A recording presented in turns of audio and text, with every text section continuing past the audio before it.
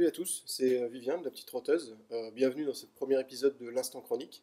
Donc c'est une toute nouvelle chronique, hein. Vous voyez, je suis dans mon canapé, donc bienvenue dans mon canapé. Donc j'espère vraiment que ça va vous plaire. C'est un projet qui me tenait vraiment à cœur. Donc ce que je vous propose, c'est de voir ce qui vous a plutôt bien plu cette semaine, de voir un petit peu aussi ce qui s'est passé dans l'actualité horlogère, bien que ce soit relativement calme la plupart du temps. Et puis qu'on voit aussi ce qu'il y aura la semaine prochaine, donc au niveau des tests, au niveau des articles, des nouveaux dossiers, etc., que vous sachiez à quoi vous attendre. Et puis aussi qu'on voit un petit peu comment le site évolue, parce qu'il faut savoir que je passe quand même beaucoup de temps à gérer la petite trotteuse, et que du coup il y a des évolutions assez régulières, des éléments qui s'ajoutent sur les pages, etc. Et donc je vais vous expliquer tout ça dès maintenant. Donc c'est parti. Donc cette semaine, il y a d'articles qui vous ont beaucoup plu, notamment un dossier que j'ai entièrement écrit sur le design des montres vintage. Donc l'idée c'était de vous présenter un petit peu les types de design qui ont marqué l'histoire des montres.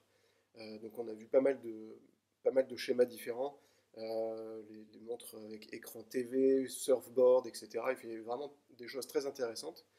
Je vous invite à aller voir. Je vais mettre tous les articles dont je parle dans la description de cette vidéo, évidemment.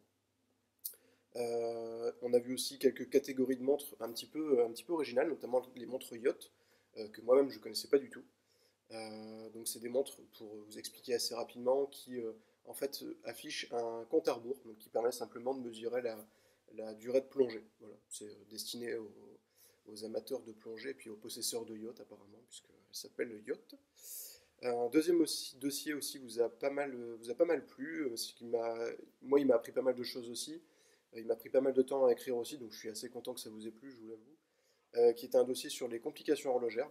Donc l'idée c'était de vous montrer un petit peu déjà ce que veut dire une complication horlogère, et puis quel type de complications il existe, tout en restant dans le domaine des montres accessibles. Parce que forcément quand on part dans des montres sans limite de prix, on a des complications bien plus extrêmes, notamment les tourbillons, etc.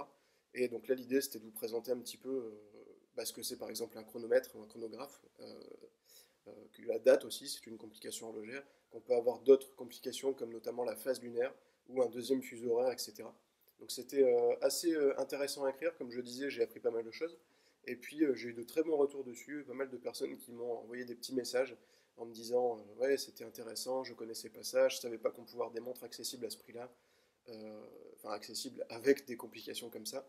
Et du coup, je suis assez content de ce dossier. Et puis on a eu aussi, l'idée aussi c'est de vous parler un petit peu des coups de cœur que j'ai eus. Donc je présente trois montres par jour, donc évidemment je vais pas revenir sur toutes parce que ce serait trop long et puis c'est pas forcément utile. Mais j'en ai conservé trois qui sont d'après moi les plus intéressantes de cette semaine. Donc il y a la Christophe Leimer, qui est la première montre entièrement imprimée en 3D, donc avec les méthodes d'impression modernes, etc. Donc entièrement en plastique, hein, du coup. Elle est assez originale, c'est pas du tout une montre que l'on peut porter pour l'instant parce qu'elle est très grosse déjà. Et puis à fabriquer, il faut quand même, déjà il faut l'imprimante 3D, ce qui est quand même assez cher pour l'instant. Mais c'est une montre à tourbillon. Donc un tourbillon, en fait, ça fonctionne un petit peu sur le même principe qu'un mouvement horloger de base, sauf que ça tourne sur lui-même. Enfin, je ne vais pas vous expliquer ici parce que ça prendrait pas mal de temps, mais je vous invite à aller voir l'article. Pareil, je mets le lien dans la description. Une deuxième montre qui, moi, c'était mon coup de cœur de cette semaine, qui est la Trestle Watch. Alors, je ne sais pas trop comment ça se dit, mais c'est une montre donc plutôt vintage, un look assez à l'ancienne, mais très moderne en même temps. Alors c'est pour ça que j'aime beaucoup parce qu'elle est à la fois classique mais originale, à la fois vintage mais moderne, et voilà, vraiment une très très jolie montre. Euh, Mon coup de cœur de cette semaine donc. Et puis, troisième montre aussi, qui était tout aussi intéressante, qui était la Ambassador, une montre minimaliste, qui est elle aussi très élégante, qui est plus orientée classique, qu'on imagine bien porter avec une chemise ou un costume, etc. Et donc qui est d'origine suédoise. Ce qui est assez original, c'est que d'habitude, la Suède propose des montres plutôt très modernes, à tendance, vous savez, le design un peu scandinave, etc. C'est très moderne, c'est épuré, il y a assez peu de couleurs en général, mais celle-ci, elle est pas forcément vraiment très moderne, elle est plus un peu classique, un peu vintage aussi. Et donc elle est vraiment sympa. Et en plus, j'ai un peu discuté avec le responsable donc, d'Ambassador et il m'a autorisé à vous offrir 10% de réduction sur l'achat de chaque montre. Donc pareil, je vous mets le lien dans la description. Vous pouvez aller voir, il n'y a pas d'obligation d'acheter évidemment. Mais en tout cas, si vous commandez, il y a un code dans l'article qui est LPT10, donc pour la petite trotteuse, qui vous permet d'avoir 10% de réduction dessus, ce qui n'est pas négligeable. Au niveau de l'actualité, donc c'était, comme je disais, c'était assez calme.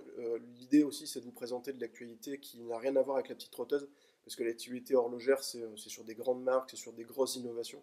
Donc en général, ça touche pas forcément les montres accessibles, mais ça peut être intéressant, c'est pour ça que je vous le propose. Donc en actualité, il y a eu notamment la marque Louis Vuitton, que vous connaissez forcément, qui a obtenu le Poinçon de Genève, donc qui est le, comment dire, un label le plus fameux, certainement le plus réputé, qui signifie que c'est une montre de qualité vraiment sans équivalent. C'est le top du top. Donc c'est oui, c'est l'élite de l'horlogerie avec le Poinçon de Genève.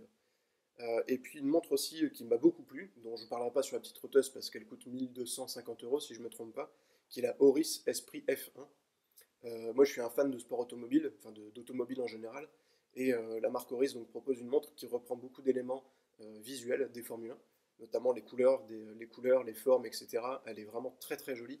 Je peux vous mettre un lien si vous voulez. Vous pouvez l'acheter évidemment si vous voulez. Moi, de toute façon, je touche rien dessus, donc j'ai pas d'intérêt à vous faire plus de pub que ça. Mais donc voilà pour la presse horlogère de cette semaine. Et puis la petite trotteuse évolue donc déjà avec cette nouvelle chronique. J'ai passé pas mal de temps là dans les 2 dernières semaines à vous mitonner quelque chose de sympa, enfin je l'espère. Vous me direz ça en commentaire. Une nouvelle page aussi que j'ai pas encore rendue publique, mais qui le sera soit courant de cette semaine, soit la semaine prochaine, qui est une page tout simplement pour nous soutenir. Parce qu'il faut savoir que moi je suis pas à temps plein sur la petite trotteuse, j'ai aussi un travail à côté qui d'ailleurs me prend plus de temps, ça paraît logique. Et donc forcément, l'idée c'est de nous soutenir à hauteur de vos moyens. L'idée c'est pas forcément de nous acheter une maison ou quoi que ce soit, de toute façon c'est pas du tout dans cette idée-là, mais c'est plus de fonctionner avec des pourboires, de voilà, donner 1 euro, 2 euros, etc. Il faut savoir que chaque euro est utile. Et enfin voilà, ça je reviendrai dessus dans une autre vidéo où je vous présenterai un petit peu plus en détail, et puis je vous expliquerai pourquoi ça peut être intéressant à la fois pour vous, et puis pour moi, pour la petite trotteuse aussi. Et puis, petite nouveauté qui est assez discrète, qui n'a pas forcément un impact énorme, en tout cas pour vous. J'ai ajouté en bas de la page d'accueil, vous pouvez aller voir sur la petite trotteuse.com donc, un nouveau bandeau avec une belle image en fond, avec les boutons vers les réseaux sociaux. Et alors, j'avais déjà des liens vers les réseaux sociaux, mais ils n'étaient pas forcément très visibles. Et en fait, ils déclenchaient pas vraiment beaucoup de clics, pas beaucoup de vues. Donc là, l'idée, c'était de mettre plus en avant. En plus, c'était assez joli. Donc voilà pour les nouveautés sur la petite trotteuse. Et voilà, première chronique terminée, donc je vous remercie énormément. J'espère que la vidéo vous a plu. Si c'est le cas, n'hésitez pas à la partager. Vous pouvez mettre un petit pouce vers le haut aussi ou vers le bas si ça vous a pas plu. Si ça vous a pas plu, j'aimerais bien que vous me disiez pourquoi aussi, que je puisse m'améliorer, hein. Je ne suis pas du tout expert des vidéos comme ça, donc ce serait intéressant d'avoir votre avis. Et puis voilà, on se retrouve très bientôt, donc à la fois sur la petite trotteuse, sur la page Facebook aussi. Il faut savoir que vous pouvez me contacter n'importe quand, je réponds en général assez vite. Et puis sur YouTube, bientôt aussi, avec le test notamment de la Greyton, donc qui est une montre automatique assez intéressante. Vous allez voir, c'est plutôt pas mal. Le test sera publié lundi. Et puis évidemment sur lapetitetrotteuse.com, ça je l'ai déjà dit. Et puis voilà, à la semaine prochaine pour une nouvelle chronique, l'Instant Trotteuse. Et merci beaucoup, et à très bientôt. Ciao!